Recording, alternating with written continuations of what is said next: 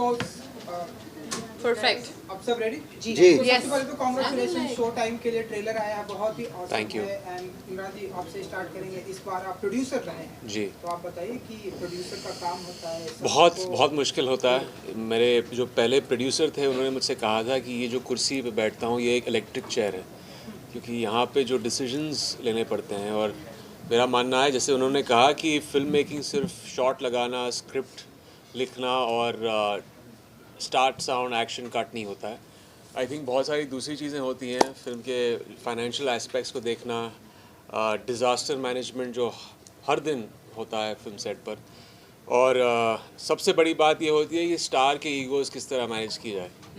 तो ये सारी चीज़ों को एक तरह से प्रोड्यूसर ओवरसी करता है, और फिर ऑफ कोर्स फिल्म का सेल, मार्केटिंग और वो सारी चीज़ें। तो ये जब मुझे स्क्रिप्ट मिली और मुझे उन्होंने कहा कि मुझे प्रोड्यूसर का कैरेक्टर प्ले करना है रघु खन्ना का, तो मैं बहुत खुश हो गया, क्योंकि मेरा एक्सपीरियंस रहा है इतने सालों से। मैंने इतने सारे रिलेशनशिप्स मेरे प्रोड्यूसर के साथ अच्छे ही रहे हैं, कुछ इतने अच्छे नहीं रहे हैं, लेकिन उन आई थिंक एक्सपीरियंसेस को इस शो में लेकर आना और फिर से जीना, but on the other side of the friends as a producer, ये मुझे बहुत इंटरेस्टिंग लगा। और रघु एक बहुत ही क्विंटेसेंशियल मास फिल्म प्रोड्यूसर है। एक तरह से मेरी फिल्मोग्राफी से ये थोड़ा मिलता जुलता भी है, क्योंकि मैं अपने 15-16 सालों तक मैंने सिर्फ मास फिल्में की हैं। So that was interesting of seeing the world of films और सिनेमा की दुनिया through the eyes and through the studio system और प्रोड्यूसर की चेयर के पॉइंट ऑफ व्यू से। तो ये बड़ा इंटरेस्टिंग लगा मुझे। सो आपके जो स्टार कास्ट है, आपके जो स्टार उनके टैंट्रम कैसे आप हैंडल करते हैं? मैं तो हैंडल ही करता हूँ, जो हैंडल करते थे वो अभी यहाँ नहीं है, मिहिर चले गए हैं, लेकिन और अर्चित वो चले गए हैं। तो कितना टैंट्रम हमने दिया है उनको और कितनी तकलीफ़ें दी हैं उनको, वो मिहिर, करण और अर्चित ही बता पाएंगे। ये भी जानना चाहेंगे, आपका पहला वेब सीरीज है? नहीं, ये पहला नहीं है, मेरा दूसरा है। मैंने बार्ड ऑफ ब्लड भी किया था। इससे पहले ये मेरा क्वेश्चन है आपसे कि कितना चैलेंजिंग रहा एज अ एक्टर और एज अ प्रोड्यूसर की ऑडियंस को अपने थ्रू कनेक्ट करना, क्योंकि वेब सीरीज की बात करें तो ओटीटी पे बहुत ऐसे वेब सीरीज जो रनिंग कर रही है, उनके बीच अपने वेब सीरीज को एज अ ऑडियंस के सामने रखना और अट्रैक्ट करना कितना चैलेंजिंग? आई थिंक क्योंकि इतने सालों में जब से ऑब्वियसली ओटीटी का एडवेंट रहा है, मैंने बहुत सारी स्क्रिप्ट्स पढ़ी हैं, बहुत सारे ऑफर्स मैंने रिजेक्ट भी किए हैं, क्योंकि मुझे लगा कि अगर मुझे एक ऐसा शो करना है जो एक क्लटर ब्रेकर हो, जो कुछ नई बात वो शो कह रहा है, जिस तरह ये है, ऐसा कोई शो नहीं है मार्केट पे या किसी ओटीटी चैनल पे जो इस दुनिया को दर्शाता है। और ये तो एक छोटा हिस्सा है जहाँ में दिखाया है कि नेपोटिज्म है, क्योंकि ये सब लोग यही एक चीज़ चल रही है ये 7 साल से हमारे इंडस्ट्री को लेकर, लेकिन इसके अलावा बहुत सारी दूसरी चीज़ें हैं जो आपको इस शो में दिखाई देंगी।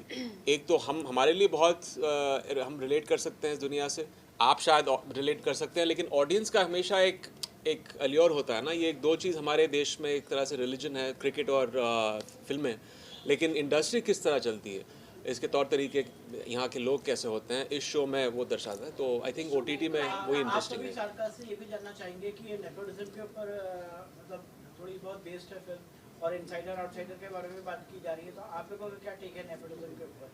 Pronounce that, Moni? Why would you look at me? No, and just ask start me from the to left-hand start? side for the because you have some very radical thoughts on nepotism. Do I? No, I won't say they're radical, but yes.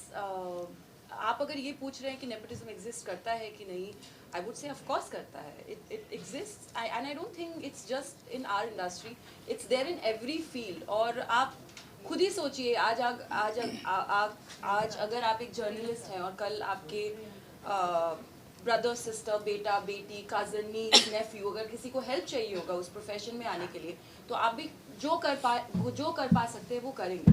So in that way yes, nepotism does exist, but does अगर आप मुझसे पूछ रहे हैं मेरा personal view point क्या है, does it bother me? No. Have I thought about it at length? Yes I have. और कभी कभी ऐसा भी लगा है मुझे कि शायद अनफेयर होगा, बट जैसा कि आप सब जानते हैं कि हम सब इस इंडस्ट्री में हैं, इतने सालों से काम कर रहे हैं, क्योंकि ऑडियंस ने हमें एक्सेप्ट किया है, हमें वो प्यार दिया है या वो रिस्पेक्ट दिया है. तो जो भी है इस इंडस्ट्री से ऑलरेडी कनेक्टेड या जनरेशन आफ्टर जनरेशन जो काम कर रहे हैं, उनका काम इतना उम्दा है और वो इतने टैलेंटेड है, ऑडियंसेस की वजह से वो है आज जो भी है. So that's what my take on nepotism is. I mean, as she rightly said, nepotism सिर्फ I think entertainment industry बहुत target होती है because it itself is nepotism सिर्फ Bollywood में ही exist नहीं करता है, वो हर मतलब it's a phenomenon, it's a universal phenomenon. And yes, मेरा personal take इस पे ये है कि जब तक insiders और outsiders दोनों coexist करे, you know, it's a beautiful fair industry to be in, but yes, chances बहुत कम ही रहे हैं, but at the same time it's not impossible to break those myths and be a part of that industry, because we do see a lot of people coming from the outside here on the same stage itself. So yeah, there are exceptions, and yeah, it's a phenomenon which exists, and yes, but जब एक prejudice होता है, या जब एक unfair treatment होती है, या जब आपको प्रोजेक्ट्स के बारे में पता ही नहीं चलता, क्योंकि obviously you don't know anything about the industry, you don't have any familial connections. So yes, when somebody comes from a privileged background, and when obviously their parents have worked hard, so it's not fair to always कि हम उनको target करते रहे. But yeah I feel there should be more screen test, या फिर हम जो बाहर से आते हैं उनको और मौके डेफिनेटली मिलने चाहिए और मिल रहे हैं. So that is my take on this. Rajeev क्या कहें, मतलब इस पर इतनी चर्चा हो रखी है, मुझे ऐसा लगता है कि अगर हम देखें तो 4 नेपोटिज्म के अगर कोई प्रोडक्ट्स हैं तो 5 आउटसाइडर्स भी हैं, 5 बाहर के भी हैं. तो ये कहना कि नेपोटिज्म एग्जिस्ट करती है और उसी की वजह से बहुत बड़ा मुद्दा बन गया है, बहुत ही गलत है. मुझे लगता है ये ह्यूमन नेचर है. आई मीन, जब तक हम अपनी संपत्ति भी अपने बच्चों के नाम पे करके जाते हैं, क्यों किसी और के साथ में नाम पे कर दीजिए ना. आपके घर में और भी लोग काम करते हैं, उनके बच्चे भी हैं, ज़रा टैलेंटेड भी होंगे, लेकिन हम नहीं करते हैं, वो भी तो नेपोटिज्म ही हुआ. तो आई थिंक ये चर्चा मेरे लिए तो बहुत ही वेस्ट ऑफ टाइम है. आई थिंक हर इंडस्ट्री में ये it's a part of human beings. I think Imran sir और श्रेया मैम, आप आवारापन के बाद रियूनाइट हो रहे शो टाइम के लिए, क्या कहना रहेगा, किस तरीके का सेट पे अनुभव है?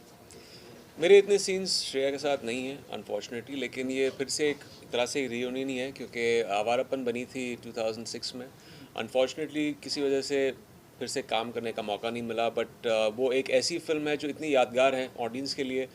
परफॉर्मेंसेस, जिस तरह फिल्म बनाई गई थी, music, and yeah better late than never. I am always happy to share the screen with her, क्योंकि बहुत ही टैलेंटेड हैं, जिस तरह उन्होंने भी अपना कैरेक्टर इस शो में प्ले किया है. She is a very integral part of the show. बहुत ही न्यूएंस्ड, अच्छी तरह से उन्होंने अपने इसमें काम किया है कैरेक्टर में, एंड या टू मेनी मोर. बताना चाहेंगे शो टाइम के बारे में, इस किरदार के बारे में? इस शो में मैं किरदार जो निभा रही हूँ वो मेरा ही है, मगर मेरा नहीं है. मतलब मेरी ज़िंदगी से काफ़ी जुड़ा हुआ है, मगर मेरी ज़िंदगी और जो मैं हूँ, जो जिस तरह की इंसान मैं हूँ, वो ये किरदार बिल्कुल भी नहीं है. सो मज़ा आया, बिकॉज़ क्या होता है कि जब कोई कैरेक्टर हमें मिलता है ना जो हमें थोड़ा सरप्राइज़ करे, और कभी कभी ऐसा हम सीन्स पढ़ते हैं और इंटरेस्टिंग होते हैं, पर जब हम करने लगते हैं ये सरप्राइज यू. तो इस शो में भी एक सीन ऐसा था जब it's a sneeze scene where I am just removing makeup, और मुझे लगा ये ओके ठीक है, but then when I started doing it I felt like oh my God, that's me but not me. That surprised me.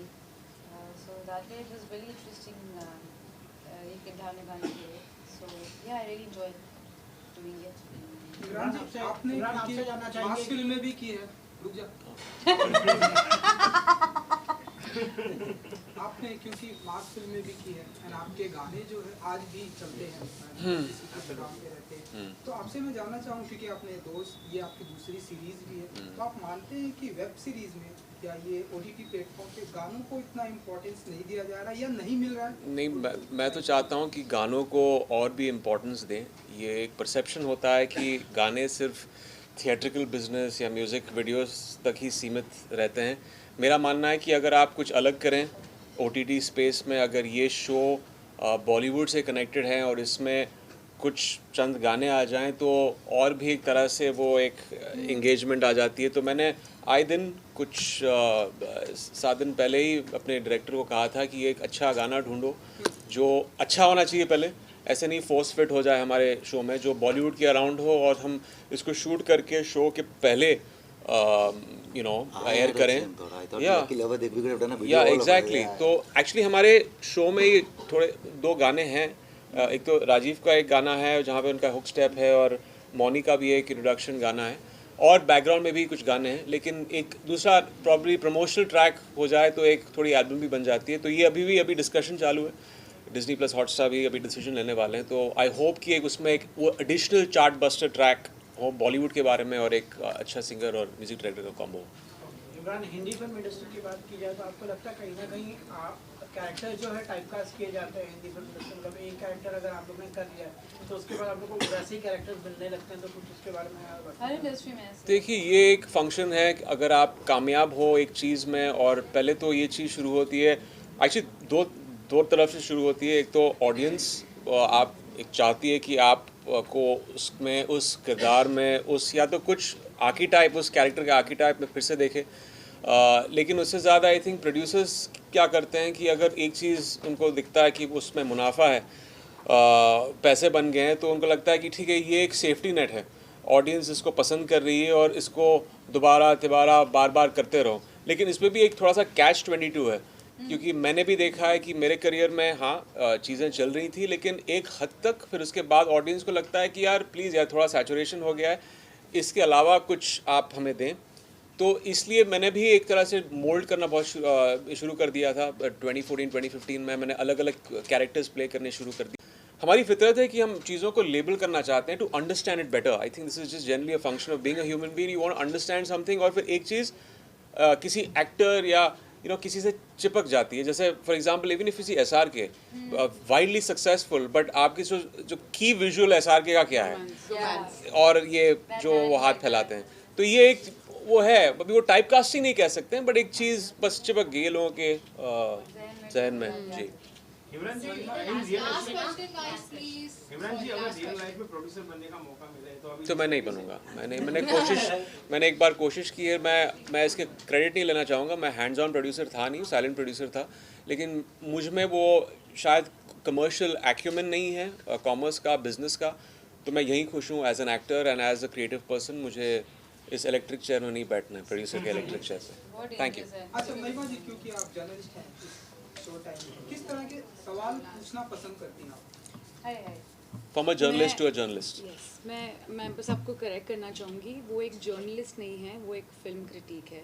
सो वो एक film का review देती है, but to answer your question, she is a type of journalist या film critic who will speak her word। वो सच कहेगी, चाहे वो उसके कंपनी के लिए या उसके जॉब के लिए या उसके खुद के लिए भी सही या गलत क्यों ना हो, but I think she's someone who will speak her mind, and yeah, she's truthful.